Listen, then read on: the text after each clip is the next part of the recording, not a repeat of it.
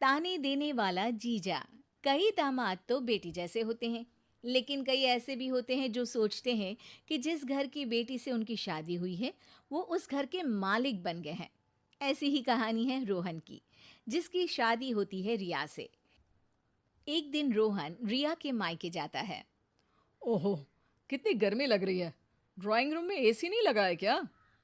रिया का भाई ऋत्विक जवाब देता है, नहीं जीजाजी, ड्राइंग रूम बहुत बड़ा है ना, तो कूलर ही अच्छा काम करता है यहाँ। वाह, इंजीनियर बन गए तुम तो। बड़े कमरों में एसी नहीं लगता है। रहोगे गंवार के गंवारी। चलो, बाकी लोग कहाँ हैं घर के? रोहन तुम बैठो, मैं पानी लाती हूँ। माँ मंदिर गई होंगी और पापा दुकान पर। वैसे भी हम लोग आज अचानक आ गए हैं ना यहाँ पर। हाँ हाँ, कोई बात नहीं, बैठो। साले साहब आप भी बैठो। और बताओ, दिन भर हवा हवाइया ही रहते हो या ज़मीन पर कुछ काम वाम भी करते हो? वैसे बुरा न मानना, तुमको देखा होता पहले ना तो तुम्हारी दीदी से कभी शादी ही ना करता।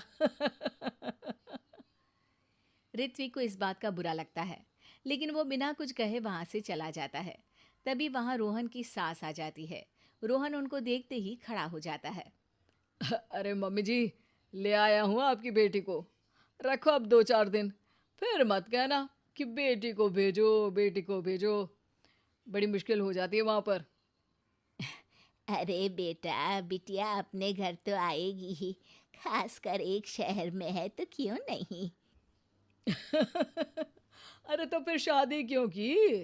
रखी रहती घर पर ही।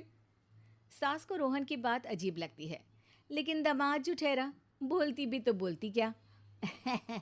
अच्छा मजाक कर लेते हो बेटा। खैर बैठो, मैं चाय नाश्ता लगाती हूँ। अरे ना मम्मी जी ना, चाय नाश्ता वाला दामाद नहीं हूँ मैं। बहुत काम है, चलता हूँ। वैसे भी गर्मी बहुत है आपके घर। ये बोलकर रोहन वहाँ से चला जाता है।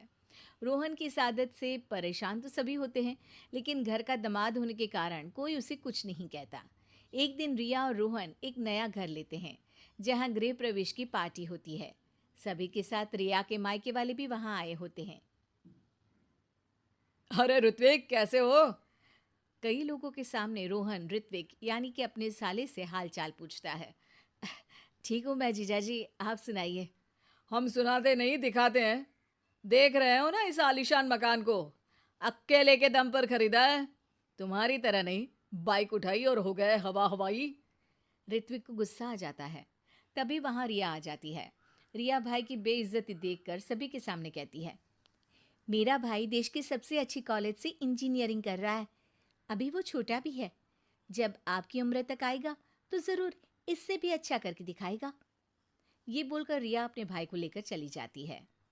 दिन और साल बीतते जाते हैं, और अब ऐसा दिन आता है जब रोहन की बहन राधिका की शादी होती है, एक बड़े ही संपन्न घर के प्रशांत के साथ। रोहन रिया के माता पिता से कहता है, देखा, मेरी बहन की शादी कितने बड़े घराने में हुई है। प्रशांत एक बड़ा ही सुशील और संस्कारी लड़का है, बिल्कुल मेरे जैसा। आप लोगों को भी ऋत्विक को अच्छे संस्कार देने चाहिए थे। अब देखिए, आप लोगों को कितनी परेशानी है। रिया की माँ क्या कहती है। हाँ, आप ठीक कह रहे हैं दामाद जी। तभी वहां प्रशांत आ जाता है। अरे रोहन, ये चाबी लो, मेरी कार को जरा साइड में पार्क कर दो। राधिका जिद कर रही थी, भाई भाभी को देखने का मन कर रहा है तो आ गया, वरना छोटे घरों में तो मेरा दम घुटता है। सास के सामने प्रशांत का इस तरीके का व्यवहार रोहन को सक पका देता है। अरे ये क्या, जो रोहन ऑलराउंडर और परफेक्शन से भी ज्यादा परफेक्ट है, उसे कोई और दबा गया। हाँ हाँ, क्यों नहीं, बैठो बैठो। मैं तो खुद रिया से कह रहा था कि घर छोटा है, बड़ा ले लेना चाहिए। अरे नहीं नहीं, तुम जितना कमा रहे हो उतने में तो यही घर मेंटेन कर लो, वही बहुत है। ऐसा ना हो कि बड़ा घर ले लो, खर्चा उठा ना पाओ और आ जाओ हमारे पास पैसे मांगने। वैसे बुरा न मानना, गली भी पतली है और मेरी कार ना थोड़ी ज़्यादा लंबी है। जाओ जल्दी से लगा कर आओ। रोहन मरता क्या न करता, चला जाता है। रिया की माँ को ये देखकर अच्छा तो नहीं लगता, लेकिन फिर वे भी सोचती हैं कि रोहन के सामने कोई तो सवा सिर आया। थोड़ी देर बाद ऋत्विक भी वहाँ आ जाता है। चलो माँ, अब चलते हैं, मेरा काम हो गया। हाँ बेटा, लेकिन अभी थोड़ी देर के लिए राधिका भी आई है, सोच रही हूँ उससे मिल लूँ। तभी बाहर से रोहन भी आ जाता है। अब रोहन, ऋत्विक और प्रशांत एक जगह होते हैं जहां प्रशांत ऋत्विक से बात करता है। अरे तुम रिया भाभी के भाई हो ना? कपड़े तो बहुत अच्छे लग रहे हैं तुम्हारे। डिज़ाइनर वेयर है क्या? जी, मुझे ये डिज़ाइनर ही पसंद है। आ, वैसे पढ़ाई क्या कर रहे हो तुम? मैं वालिया कॉलेज से इंजीनियरिंग कर रहा हूँ। अरे वाह, उस कॉलेज में तो एडमिशन ही नहीं मिलता। वहाँ से निकलो तो जिंदगी सेट हो जाती है। बाकी एक ये है रोहन साहब, पता नहीं कौन सा कॉलेज बता रहे थे। भाई पैसे वैसे देकर तो डिग्री नहीं ले ली ना। रोहन के पैरों के नीचे से ज़मीन खिसक जाती है। नहीं नहीं, वो कॉलेज पास था तो इसलिए। अरे वो तो तुम्हारे चेहरे से ही दिखता है, काम काज में अनाड़ी और कामचोर, वरना इतने साल की नौकरी के बाद कहाँ पहुँचे? कहीं नहीं। ऋत्विक रोहन की बुराई सुन नहीं पाता। देखिए प्रशांत जी, आप बड़े हैं और सम्मानजनक स्थान रखते हैं, लेकिन इसका मतलब ये नहीं कि आप मेरे जीजा जी की बुराई करें, वो भी इस लेवल की। हमने अपनी बहन की शादी इनसे कराई है, तो ये बुरे और गलत कैसे हो सकते हैं? रोहन ऋत्विक की बात सुनकर आंखों में आंसू भर लेता है। रोहन, मुझे माफ़ कर दो। यही व्यवहार मैं तुम्हारे साथ भी करता आया, लेकिन फिर भी तुमने मेरे सम्मान की सोची। जीजाजी और प्रशांत जी, एक बात बताता हूँ, जिस घर में आपकी शादी होती है वो आपको अपने जिगर का टुकड़ा देते हैं, तो उनसे तो बड़ा आपके जीवन में कोई हो ही नहीं सकता। वो आपका सम्मान करते हैं ताकि आप उनकी बेटी को प्यार और सम्मान दें। दीवार पर टंगी सास। पंजाबी में कहावत है, सास चंगी होवे या ते दीवार ते टंगी होवे। संगीता की शादी भी एक ऐसे ही घर में होती है जहां उसकी सास दीवार पर टंगी होती है। ससुर और पति शादी के पहले दिन उसे सास के फोटो के सामने ले जाते हैं, जहां ससुर जी कहते हैं, बेटा बेटा संगीता, ये तुम्हारी सास थी, बहुत नेक और भली, लेकिन थोड़ी गुस्सैल थी।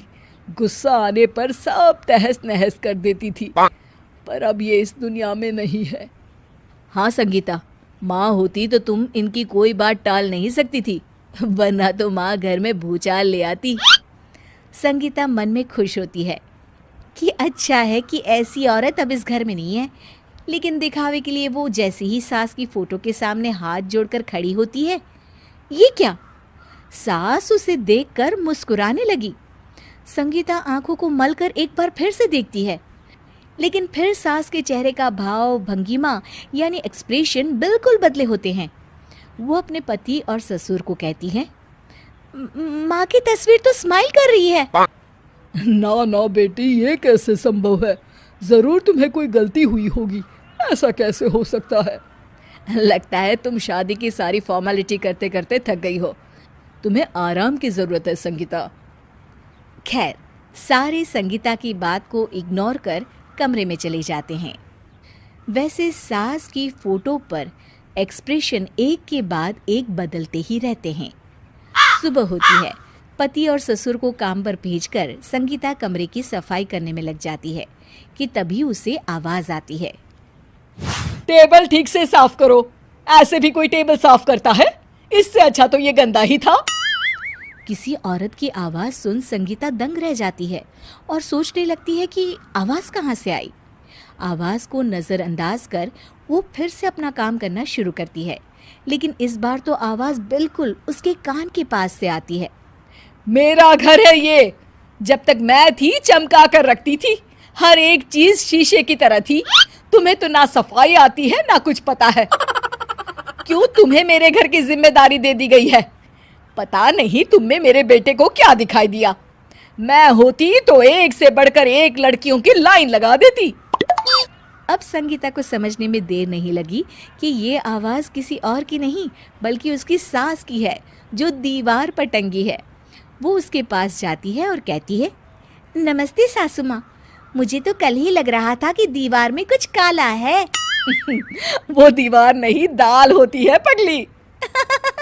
सही पकड़े हैं सासू माँ। तो क्या हो गया आपको जो आप यहाँ भी चैन से नहीं बैठी हैं? सुना मैंने आपका व्यवहार काफी गुस्से वाला था।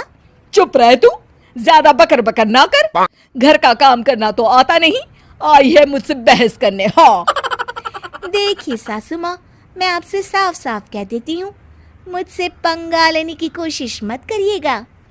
तभी पीछे से संगीता का पति आता है। अरे संगीता, किससे बात कर रही हो? कौन है वहाँ? संगीता की सास की फोटो फिर से पहले जैसी हो जाती है। आपकी माँ से कह रही थी कि मुझे काम करना आता। अरे संगीता, माना सास के ताने हर बहू को अच्छे लगते हैं, लेकिन यहाँ तो माँ है ही नहीं, तुम तो फोटो से ही। तुम भी लाजवाब हो संगीता। किसी को विश्वास नहीं होता कि संगीता अपनी मरी हुई सास की फोटो से बात करती है। वहीं आए दिन संगीता की सास संगीता को किसी न किसी बात पर आते जाते ताने देती। संगीता को भी अब सास के तानों और उनसे बात करने की आदत हो गई। वो कभी खानदान की कहानी तो कभी तीज त्योहार कैसे मनाए या किसी व्यंजन की रेसिपी सास से ही पूछती। सारा दिन घर में अकेली संगीता की सास अब उसके लिए तानों के साथ पक्की साथी की तरह भी रहने लगी थी, जो किसी और को नहीं बल्कि संगीता को ही सुनाई देती।